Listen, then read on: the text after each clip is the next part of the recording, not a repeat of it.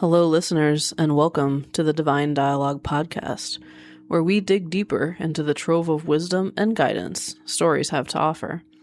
Have you ever watched a movie and felt moved? Felt called to make a change or reflect more deeply on your own life? If so, this podcast has a lot to offer you. For our fourth episode in our Harry Potter and the Sorcerer's Stone series, we will explore the scene where desperation clashes with innocence. And the scene I'm referencing is going to be when Voldemort, aka Quirrell are in the Forbidden Forest, and we see them feeding on a lifeless unicorn. So essentially, for the scene recap, we have Harry and Draco are partnered up in the Forbidden Forest as part of a detention punishment. They have Fang, but he's a bloody coward, as Hagrid would say. Hagrid's assignment is clear. Find out what killed the unicorns. Harry and Draco walk together, reluctantly exchanging insults, when they walk into a foggy clearing and hear a growling sound. But it's not Fang. There's a hooded figure bent down, drinking the blood of a unicorn. Harry's scar burns, Draco runs, and the hooded figure approaches Harry. Out of nowhere, the centaur Firenze saves Harry, and they talk a little before Hagrid comes to collect him. So for the soul meaning in this one, divine listeners, this is quite telling to me. Just to get the simplistic part out of the way, I really think that unicorns represent purity and innocence in the Harry Potter lore, a beautiful creature with magical blood of life continuation. This is the temptation for someone or something desperate enough to harm it. I think at this point in the story, knowing what we know about Voldemort and what we learn about him, he's more of a something than a someone. I would say in this case, he has possessed someone as something to essentially feed off of. But there is a cost to this, as Firenze tells Harry. From the moment the blood touches your lips, you will lead a half-life, a cursed life. And I think this is where Harry and the unicorn are actually of the same essence. This is something that I went back in my draft and wrote a lot more about because I think it's a really nice connection point in the lore. Because we see essentially that both Harry and the unicorn represent innocence violated by Voldemort in his attempt to strengthen his own fragile form.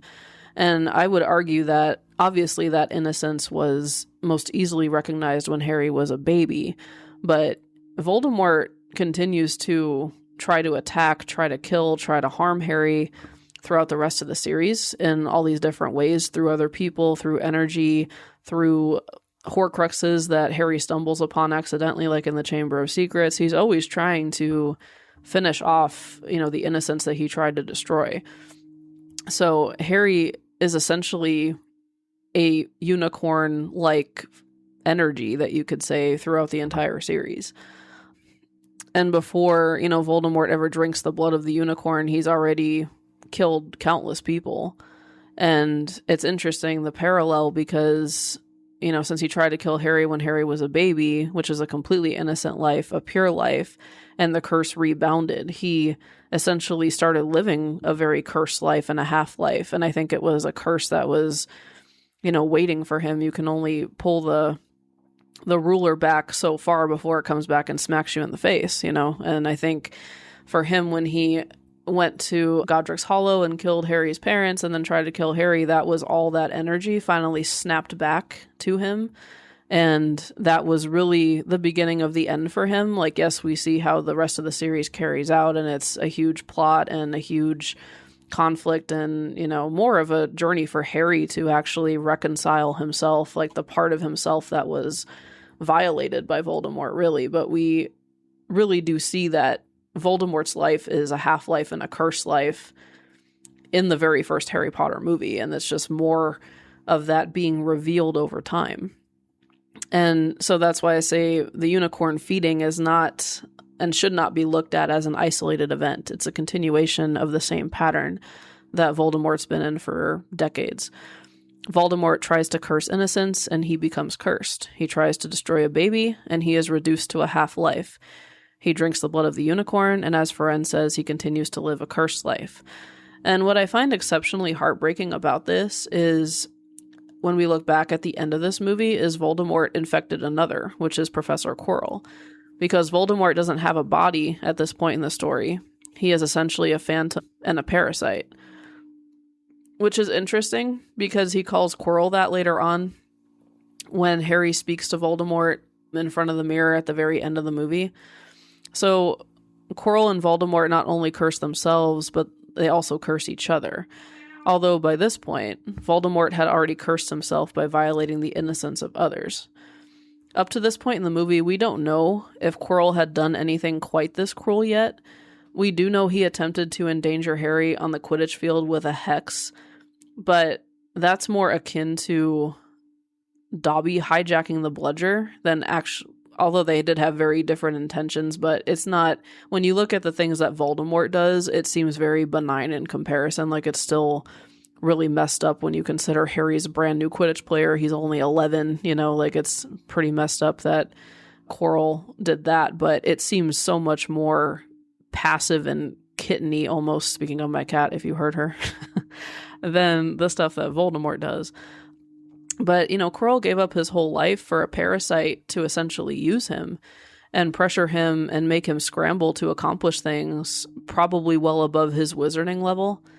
And it almost reminds me of a form of peer pressure by possession, since I think it was Voldemort's energy consuming the unicorn, but Quirrell was just a vessel. But Voldemort didn't care if he, perverted the vessel. He just wanted someone to help him consume the energy. So Quirrell's a stupid vessel, but a vessel nonetheless. And the unicorn shows us something profound about the whole series as we see the Harry Potter saga through to the end, which is that Voldemort was not very powerful at all. He always needed to siphon from other sources, because everything about him was externalized. And I think that that's what the unicorn can show us in its most devastatingly sad form, is that he needed the unicorn. But when you think about the whole series, he needed Jenny to obey the diary. He needed Wormtail to cast a spell to give him form. He needed a more powerful wand. He needed his followers. He was just a very needy dude. And he, it's funny, but externalized power works this way. Like, sometimes the most innocent are caught in the crosshairs of that insatiable desire for false power, like the unicorn, like baby Harry, like so many of the victims Voldemort used. But if you really look at Voldemort himself, he's quite weak and very needy and very powerless, because he's outsourced all of his power. And, that's why I feel it's so important to cover this scene, because it shows you the lengths people will go to when they get addicted to external power, the horrific acts they'll commit to hang on to external power. We saw this in the Balto series. Great time to plug my first series of the podcast. Go check it out. Steele is very much like this with the external power seeking. Like, he, in this case, for him, it's just a crate of medicine, but that's his external power. He's like, well, I'm going to bring back the medicine, and I don't care if half the kids in the town die before I get it back, or all of them do. Like, I'm going to hang on to my external power. And I think the unicorn speaks in a similar way to a strong symbol of the victims of external power. And it also creates a full circle moment to explain Voldemort himself. And this part is not in the movies, but it is in Voldemort's lore. And I wanted to cover it because I think it's important to go into. I actually listened to this, and if I can find the YouTube video, I will link it in the show notes, because I went on a bit of a deeper dive into the Harry Potter lore, just because I'm a Harry Potter girl. I'm a nerd. But essentially, it was a YouTuber talking about Voldemort's past on, I believe they were playing Hogwarts Legacy. So if I can find that video, I will link it, because it's very interesting if you're a nerd like me and you want to know the backstory of things. But I really do think that this explains essentially the energy that Voldemort was conceived in and born into and tainted with from the time his life started, essentially. So for those of you that don't know, his mother put a spell on his father and conceived him under the lies of manipulated obsession. So it makes sense that energetically he would have this insatiable need because he was conceived through insatiable need. His mother needed his father to love her. So she externalized power vis-a-vis limerence and love, essentially. Like, he needs to love me. He needs to see me for me to be okay. So she outsourced her power to him, put a spell on him. But then she takes the spell off, believing that they had developed some kind of connection and he wouldn't leave her, but he does leave her. And then she can't be reminded of what she created with him, which was Voldemort, Tom at the time, named after his father. And so she didn't raise him. She got rid of him. Because she couldn't be reminded of basically the spell, but actually the curse that she created. And I just really think it's so important to go into that lore, because it really does show us that he was born with insatiable need. Now, that doesn't mean that he had to follow that, I guess you could say, genetic disposition that he had, but I think it really is connected to this scene, because from what we understand of Harry Potter and the universe of it, unicorns are some of the most precious and innocent beings in the whole universe. So it shows us the lengths he'll go to hang on to this power. And I really also think Harry is such a brilliant contrast, which is why Harry is the hero, not because he is fully divine integrated, like Dumbledore is, but because he has this in him. He refuses to give into that part of himself, which is the Horcrux inside of him that does influence his anger, his hatred, his desire to reach for external power. We see him wrestle with this at times. I think one of the huge turning points is actually in the Order of the Phoenix, when he hears Voldemort in his ear telling him to curse Bellatrix after he loses Sirius. Like, we see Harry struggle with this external power grab in so many scenes. And I think it's like so important, because Harry sees, essentially what you could say the unicorns of temptation in his path. And he leaves them to their own lives, to their own autonomous wishes. And that makes him a hero, because he is more focused on developing his internal power. He's more focused on what he can control. I'm not exactly sure if it's a philosophy or a school of thought of religion, but the inner locus of control. I highly recommend you look into that. It's essentially talking about what's in your control, what's not. But Harry has so many opportunities to give into the same temptation. Even later in this movie, which we'll finish off with the part 2 of the Mirror of Erised, which I'm really excited to get to. I love the Mirror of Erised. If you haven't listened to that episode, please go check it out. But he is tempted again by Voldemort with his parents. And that's the thing that can really trip people up, because it's kind of like I alluded to in the first part of the Mirror. We tend to rank order external things as, well, this is understandable to be externally focused on this. But like in Ron's case, wanting to be a head boy and receive accolades, like that seems shallow. But the main point is separation from your divinity. That's what really matters. It does inspire more empathy and sympathy if your desires are more, I guess you could say, relational based and connection based, because we need connection. So you can sympathize more with that. But really the lesson is, reaching for external power to any degree, but especially to the degree of, killing something innocent or siphoning off someone else's life force to sustain your own, will create a half-life, a cursed life, a life essentially where you're always thirsty. It's a bottomless pit. You don't really ever feel satisfied. You don't feel at peace. You get a twisted kind of payoff for it, but it's a very painful way to live. And I want you to think about, continuing the sole meaning of this scene, just how weak that makes us when you really think about it, when you look at your own external power grabbing. Like, if I have X, then I'll be okay. But the truth is, the curse is in following that lie, because peace is never, ever yours. And to put it into energetic terms, this is blind masculine action with no counterbalance of feminine wisdom and stillness. And Voldemort is such a blind masculine actor. even as he sees his own form, which he works so hard to protect through fragmentation, start to disintegrate. Like, by this point, he's literally a ghost of himself in the Sorcerer's Stone, but he keeps reaching anyway. He keeps digging the hole deeper of that half-cursed life. And the truth is, we are all unicorns until we sacrifice the purity, the magic inside us for power, for survival, for approval, or for false completion.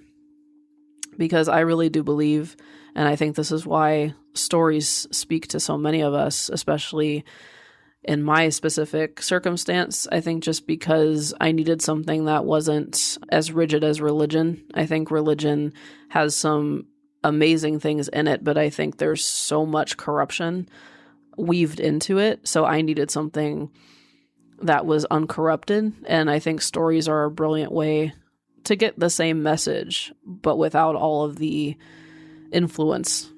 Let's just say there's a lot of external power grabbing in religion. I'm sure you could think of some things. But I really do think that why this speaks to us is because each of us has a spark of the divine inside. And I think when ego takes over and attempts to slay this precious spark, or you could call it this inner unicorn, the effect on the person initiating the violence is clear. A distortion of their true nature, a splitting of their soul, which is exactly what happens to Voldemort over time as he slays multiple pure souls. He splits himself. The unicorn is simply a metaphor to introduce the viewer to the kind of depraved person Voldemort has become. We already have a pretty good idea of this in the movie already, but we really see it in its cruelty and its devastation in this scene. And he is so attached to remaining in form that he would harm the most innocent creature to hang on to it, no matter how distorted and inverted his own existence becomes, because he's completely driven by fear and external power grabbing at this point. And the more he slays purity, the more he becomes comfortable with cruelty. And I think that's a very important lesson to take away from this scene. By this point, he's been killing others for decades. Harry and others still in touch with their soul look on such things as horrific, but Voldemort looks on it as something necessary for survival.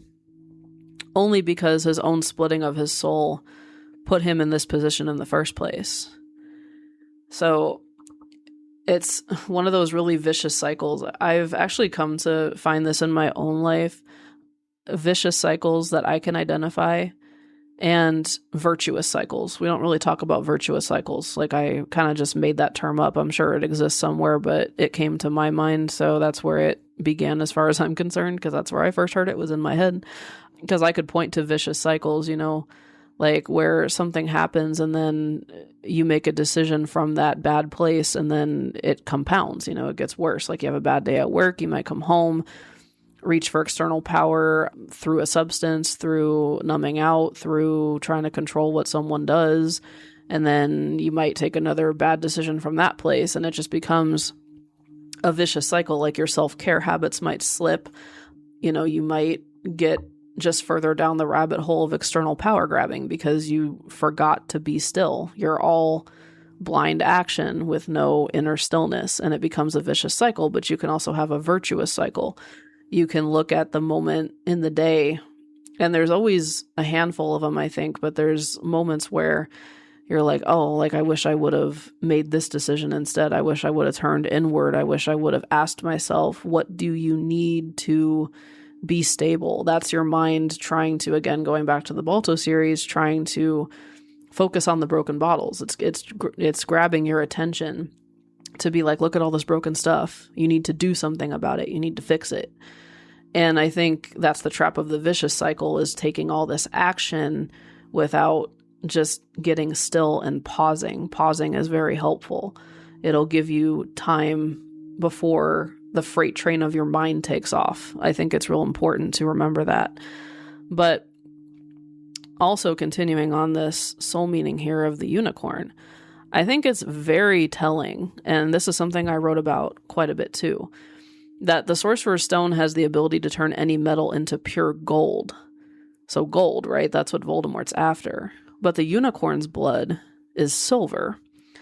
So Voldemort is really, what I think he's doing is he's trying to work his way up to the ability to achieve gold. which is what he believes will finally grant him immortality. But he doesn't even see how precious the unicorn is, because by this point, like I said, he's so comfortable with cruelty. The unicorn is just a stepping stone, literally, to the stone itself. And he definitely doesn't appreciate the depth of the stone, which is why it only appears to Harry later. Because Harry doesn't want to use the stone, he just wants to protect it. Voldemort wants to possess it. And it's like he is, you know, the unicorn is almost like well, this will get me by. This is a quick fix. This is a very insignificant band-aid to, or, pointless, almost like I have to go through this to get what I really want kind of thing. And I know that we treat the present moment like that all the time, where we'll think like, well, I have to do this, but I really want this.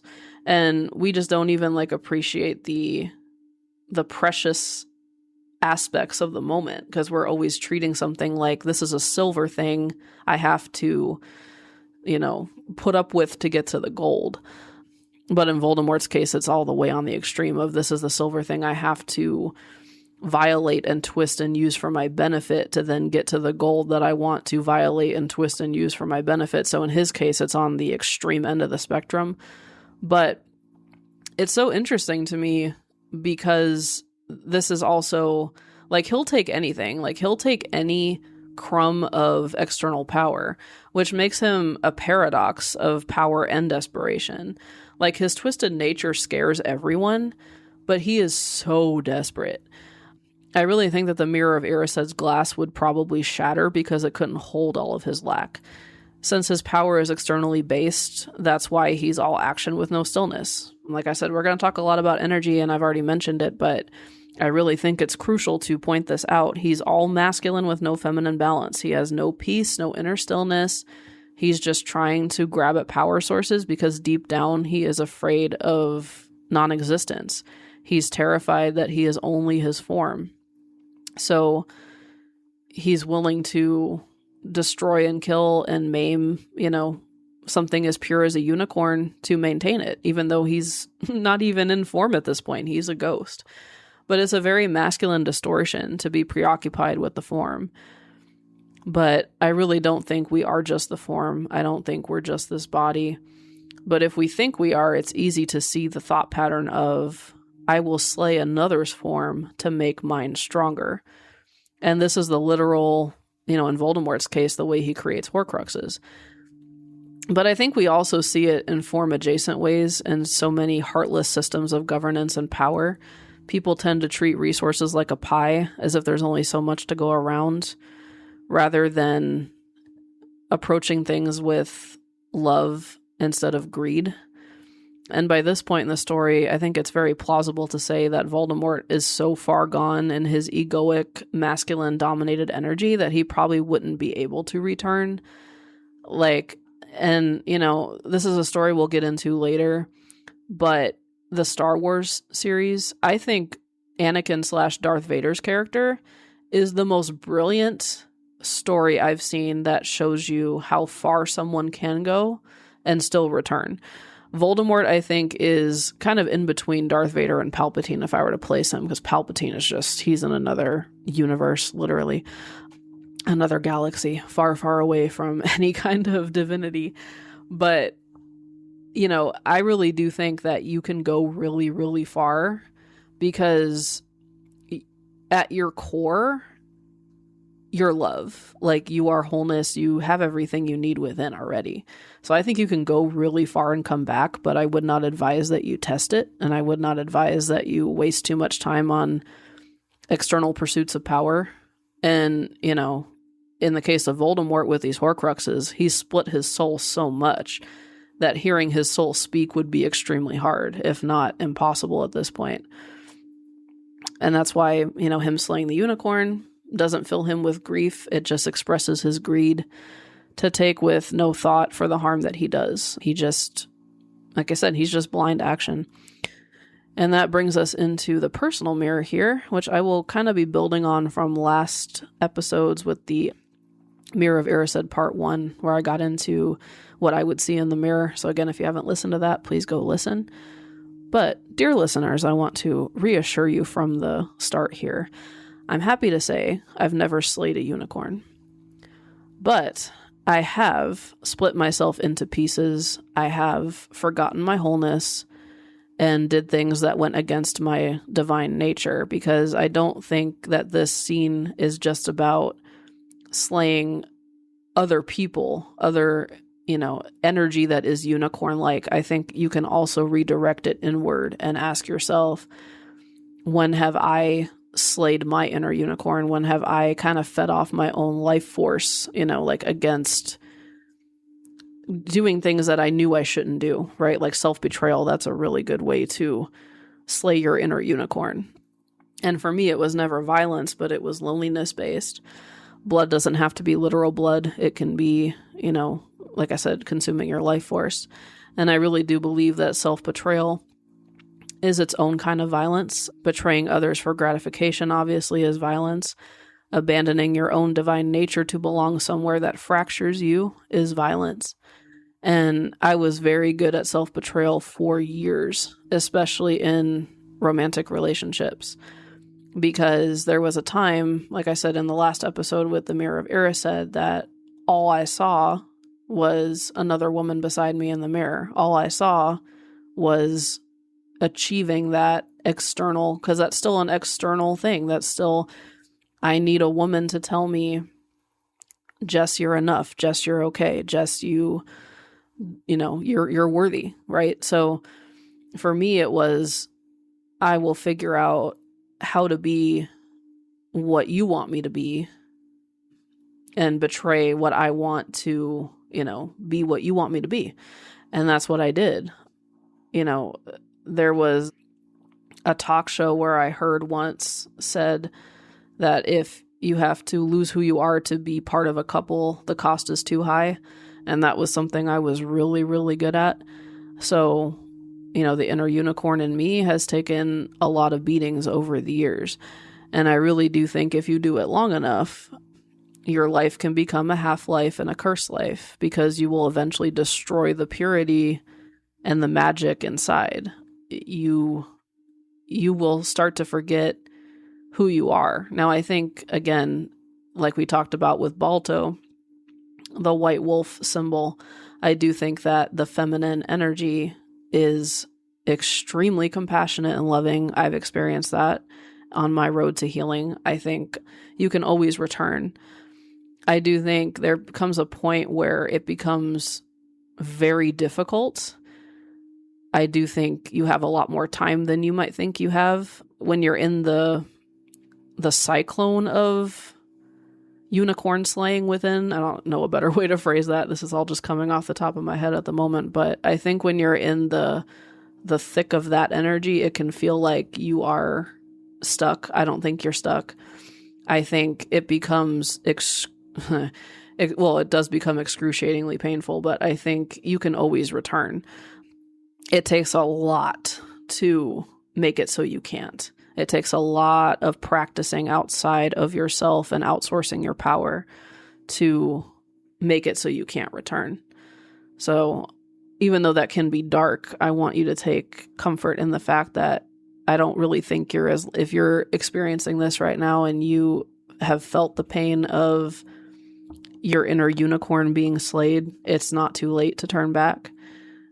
And it starts with small things. It starts with just looking within and asking, what do I need? What would fulfill me?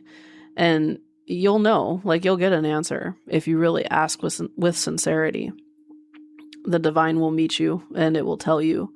It could be something that you really love to do that you gave up doing, or it can be as simple. I mean, it can, start really, really simply, because your mind is going to be like, well, you created this entire pattern of self-betrayal and you've been violating your inner unicorn for years and you can't come back from that. Look at all the wrong turns you made. And the miracle is, and I really do use the word miracle because I see it this way, and not in religious terms, just in a sense of awe, is that a knot can feel so tight, but Sometimes it's not about loosening the knot right away. It's just about not pulling on the string so it tightens more. That can be the first step. And it's kind of amazing when you stop pulling on the string, the knot can actually start to loosen and unravel without you having to even pull it apart, because it's not about being aggressive. It's being gentle, like we can be so hard on ourselves. I used to be, and still can be from time to time, but not as bad as I used to be, like so hard on myself. And I think sometimes the first big step is just to stop strengthening the knot. Just let the thread unravel, and do basic things. Just like take care of your sleep, your hygiene, cook for yourself, get outside, go exercise. Coloring is amazing. I don't know about you, but I love to color. There's so many things you can do that are basic things that will bring you back from the brink of where it feels like you've made too many wrong turns. You really haven't. That's your mind. That's the program. That's the habit. But you really haven't gone too far. I'm speaking as someone, like when I do this podcast, divine listeners, I want you to know I'm not speaking from the top of a mountain being like, do this, do that. This is how you heal. I'm, a guru of healing. I've gone beyond this. Like there's days that I'm still in this, like feeling. I get this feeling sometimes. It's not that I'm, on top of a mountain speaking down to you. I want to speak with you. 'Cause I'm in it with you. Like I understand the pain. Believe me, I understand the pain. And I know it can feel overwhelming and all consuming, but I promise you that there are ways to return if you just look within and ask and take very, very simple, gentle, loving actions to yourself. And if you do that enough, that whole structure you built, it will be torn down over time. It's not going to happen overnight. It's not a quick fix. But you take a stone here and a stone there and a stone there, and you put it in a new place and you build something real within. And it shifts, like the energy just shifts. So I want you to take that away from the personal mirror here, that you can always return. And to get into the divine dialogue questions today, there's a few here. I want you to think for me about a time that you did something wrong, but not by the law or society's estimation, just your own internal compass. This is the important thing. It's not about breaking rules of society. It's not about, I did something wrong that my church told me not to do. I did something wrong that my parents told me not to do. I did something wrong that my boss told me. I don't care about that. I'm talking about internally. And if you listen, you can hear that voice. What was your internal compass? Like, what did you do that felt like self-betrayal? Did you feel yourself fragment inside? How did you come back together after such an event? And where in your life are you tempted to siphon power from something outside of you instead of returning to the living source within? I think that last question is the most important, because it will tell you where you have most deeply forgotten yourself. Where does your energy tend to go outwardly instead of you trying to cultivate it inside? So that's some heavy stuff for a very brief scene in the forest with a unicorn, but I think it's very, very crucial. And just in closing, divine listeners, I want to thank you for tuning into this 4th episode of the Divine Dialogue podcast on the Harry Potter and the Sorcerer's Stone series. We only have 2 more left. We have the Devil's Snare episode, which will be next Friday. And then after that, the Mirror of Erised part 2, the Friday after that.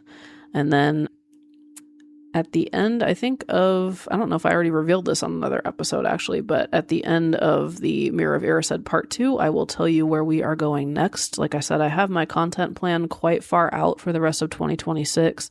But if you have any suggestions for scenes, please share them. Please share and subscribe to the show. Send it to somebody who enjoys depth and is looking for a way to, I guess, watch movies with a newfound perspective and, experience some inner healing, because I really think that stories are beautiful reflections that way. They don't challenge us in a way that feels threatening to the ego, because if someone comes up to you and says, hey, you need to make this change and that change, then it can feel off-putting and you don't want to listen. But when you listen to a story and you see yourself in a character, it's a very brilliant, creative way to bypass the ego, and the message can get through to your soul that I think is always listening. So until next time, divine listeners, remember, the unicorn is within all of us, as is the temptation to slay it. Stay true to yourself and check within every day for guidance and direction, and I will see you next Friday.